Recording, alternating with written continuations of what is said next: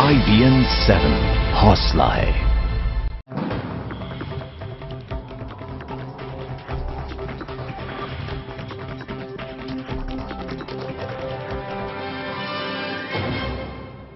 महाराष्ट्र की राजनीति में बीजेपी और शिवसेना के साथ आने के संकेत दिख रहे हैं। बीजेपी ने शिवसेना की तरफ दोस्ती का हाथ बढ़ाते हुए कहा है कि वो शिवसेना को सरकार में शामिल करना चाहती है।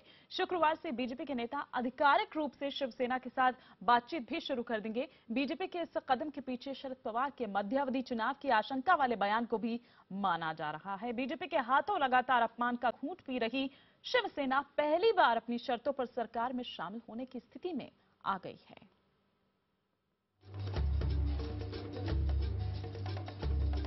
बीजेपी के दो बड़े नेता धर्मेंद्र प्रधान और चंद्रकांत पाटिल शुक्रवार से शिवसेना के साथ बातचीत का सिलसिला शुरू करेंगे। कल तक शिवसेना को जरा भी अहमियत नहीं देने वाली बीजेपी अब शिवसेना को सरकार में शामिल करने को क्यों बेताब है? इसके पीछे कई वजह हैं। अल्पमत की सरकार बनाने पर बीजेपी की काफी आलोचना हुई।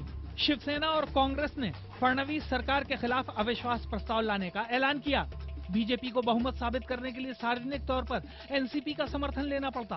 पीएम मोदी जिस एनसीपी को नेचुरल करप्ट पार्टी कहते थे, उस शरद पवार के समर्थन से सरकार चलाने की वजह से बीजेपी की छवि को नुकसान पहुंच रहा था।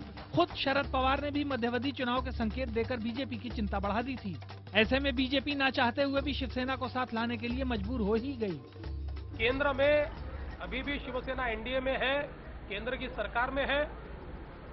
इसलिए हमने ये निर्णय किया है कि महाराष्ट्र की सरकार में भी उनकी सहभागिता होनी चाहिए। उस दृष्टि से कल हम लोग चर्चा की शुरुआत करेंगे। दरअसल उद्धव ठाकरे जानते थे कि बीजेपी एनसीपी पर ज्यादा देर तक भरोसा नहीं कर सकती, इसलिए वो इंतजार कर रहे थे कि कब बीजेपी खुद उनके पास सरकार में शामिल होने का प्रस्ताव लेकर आती है। अब जब बीजेपी ने शिवसेना को साथ मिलाने की पहल कर दी है, तो एनसीपी एक बार फिर बैकफुट पर आ गई है। If Shiv Sena and BJP is going together, we are happy. The stability will be there, and our liability will be less.